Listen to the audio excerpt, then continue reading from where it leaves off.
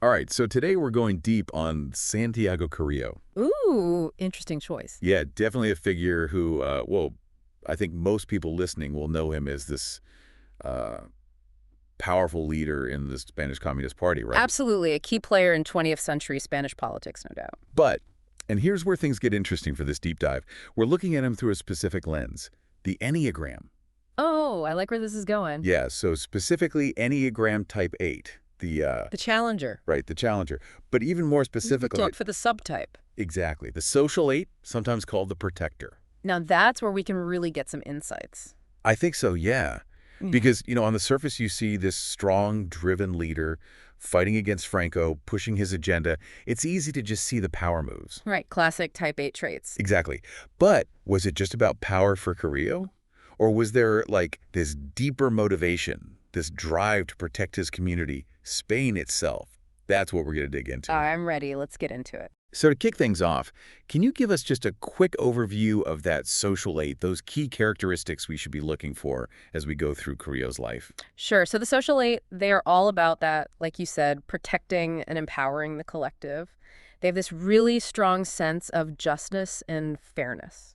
Okay, so not just wielding power for themselves. No, not at all. They want to use that strength, that natural authority they have to fight for the underdog, to right the wrongs in the world. And we see that even in Carrillo's early life, right? Getting involved in those labor movements, rising through the ranks of the Communist Party. Absolutely. And then think about his resilience during the Spanish Civil War and even afterward in exile. It's like that need to protect, to stand up for what he believed in, just kept driving him forward. Exactly. And it's that dedication to a cause, to the well-being of others, that really sets the social 8 apart from other type 8s. So when we look at Carrillo, we're not just talking about, like, an ambitious politician climbing the ladder. No, it's much deeper than that. He truly believed he was fighting for the good of his people, for a better Spain.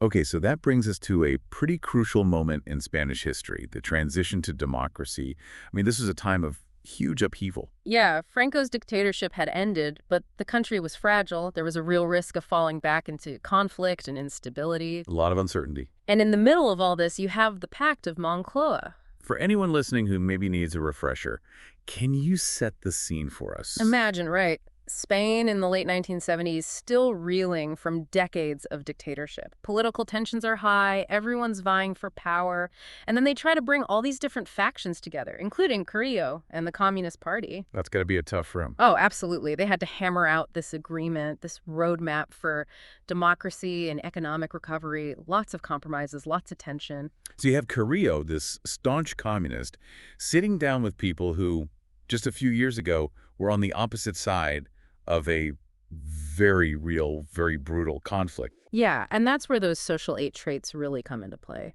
Because it would have been so easy, I imagine, for him to just say, nope, my way or the highway. Stick to his ideology no matter what. Right. You'd expect that maybe from some type 8s. He doesn't. He doesn't. Instead, he chooses to prioritize the needs of Spain as a whole. Over his own ego, over his party's maybe more rigid stance. Exactly. And that willingness to put the collective good above personal ambition, that's a hallmark of the social 8. They're the protectors. They want stability and security for everyone. So how did that actually play out in the negotiations? Like, what specific things did he do or say that really scream social 8 to you? Well, one thing that stands out is his emphasis on building consensus. Even with all these clashing ideologies, he wasn't just trying to steamroll everyone. He was looking for common ground, highlighting that shared goal of a stable and prosperous Spain. So it wasn't just about winning for him. No, it was about ensuring the future of his community, his country. That's classic social 8. Okay, but now here's a bit of a contradiction, right? Because Carrillo was also known for being pretty authoritarian within his own party. Oh, you're picking up on that. Good. Yeah. So how does that square with this whole social 8 thing, this supposed love of consensus and collaboration? Well, it's interesting, isn't it? Because it shows the complexity of human personality. And maybe even the complexity of the Enneagram itself. Right. Like, even within these types, there are nuances. So, yeah, he championed consensus on a national level, wanted everyone to come together to build a better Spain. But within the PCE, his own party. He definitely exerted control, shaped the party's structure and direction, sometimes clashed with those who disagreed. So maybe he saw the party as an extension of that community he wanted to protect. That's an interesting way to look at it. Like he had to get the party in line make it strong so it could effectively fight for what he believed was best for Spain. Almost like he was playing two different games at the same time. Yeah. On the one hand, trying to bring peace and stability to the entire country, working with people he might not even like. And on the other, making sure his own team, the PCE, was strong and unified, even if it meant ruffling some feathers along the way. Which actually brings us to a really interesting question that's at the core of Type 8. That tension between seeking control while also resisting external authority. Ah, yes, the classic Type 8 paradox. And we see it so clearly in Carrillo's life, right?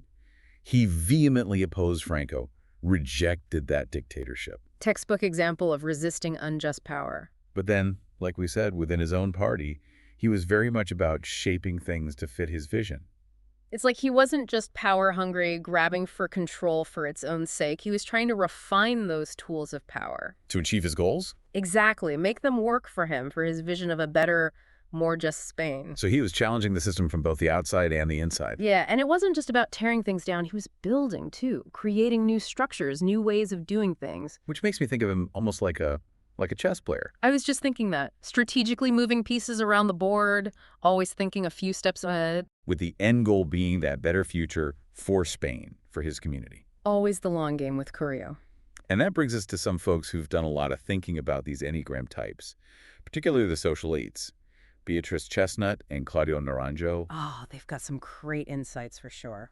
So, Chestnut, she talks a lot about this idea of the protector role, right? Right. Can yeah. you tell me a little more about her take on the social eight as a protector, and how does that connect to Carrillo's story? Well, she really dives into this inherent paradox within the social eight, that deep desire to protect and empower others, but also this need for control that can sometimes feel, kind of contradictory. Yeah, like how do you balance those two things? Right, exactly. And she points out how social eights often end up sacrificing their own comfort, their own safety, for the sake of the group, for the collective good. And that sacrifice, I mean, we see that woven throughout Carrillo's entire life, don't we? Yeah. Yeah, I mean, from his years as an activist working kind of undercover during Franco's rule to his exile, and all that time spent pushing back against that regime. Right. Lots of risks, lots of sacrifice. And all for that bigger goal, that vision he had for a better Spain. Absolutely. And it's not just about those big dramatic moments, though, right? It's also about that day-to-day commitment to building something better for the community, even when things are tough. The grind. Yeah, exactly. And speaking of tough, that transition to democracy in Spain, it wasn't exactly a walk in the park, was it? I mean, how did Carrillo handle all that complexity? What kind of choices did he make that really highlight that social eight leadership style? Well, one thing that really stands out is how pragmatic he was, Social eights, they understand that real change, lasting change, it often requires compromise. You got to be strategic. And we see that in his decision to accept some of the conditions for legalizing the Communist Party. Ah, you're talking about the whole, agreeing to concessions thing.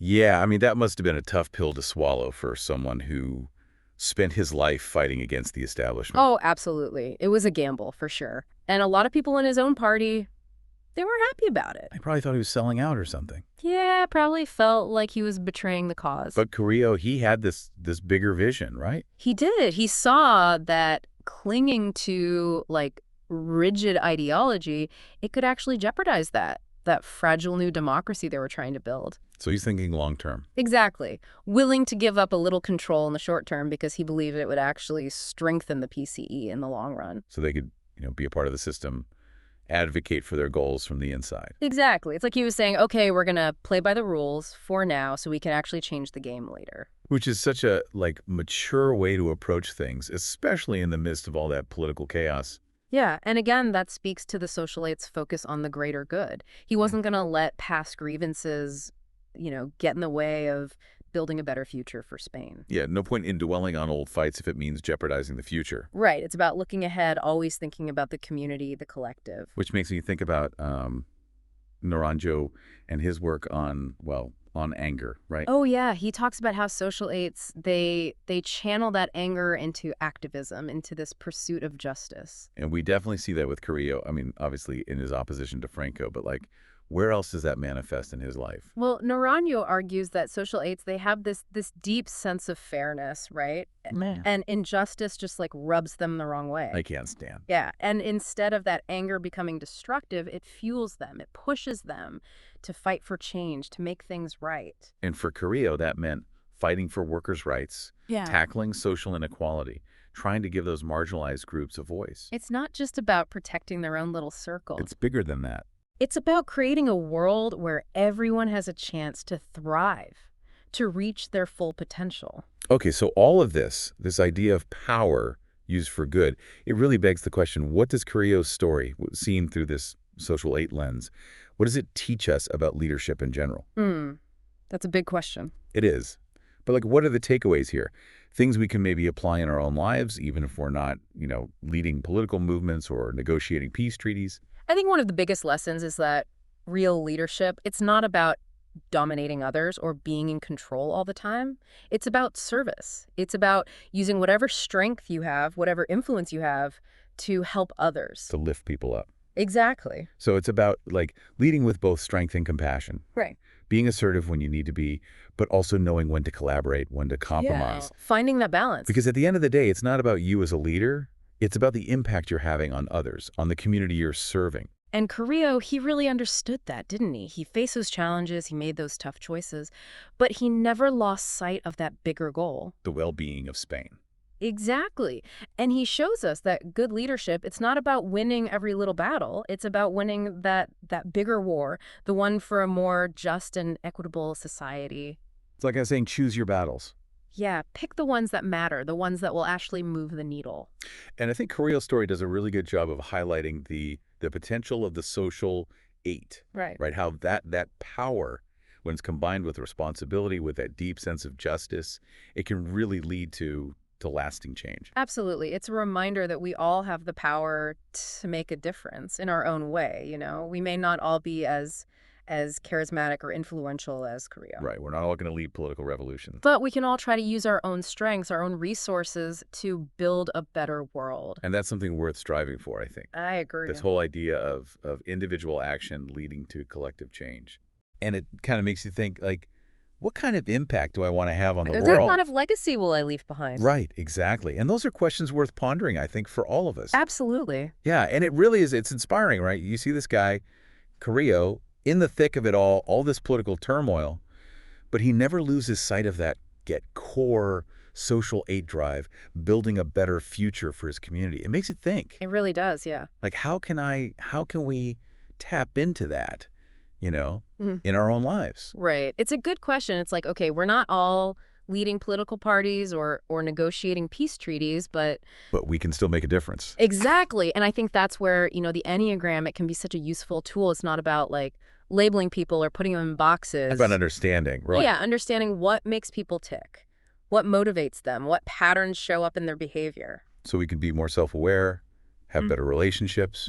Exactly. It's like once you understand those underlying motivations, it's like a whole new world opens up. It's like a code you've cracked. Yeah. You can suddenly see beneath the surface. Exactly. And that understanding, it can be so powerful, both personally and in terms of like, making a positive impact out there in the world. So as we kind of wrap up this deep dive into Carrillo and the whole social aid thing, what's the one thing you really hope people listening will take away from all this?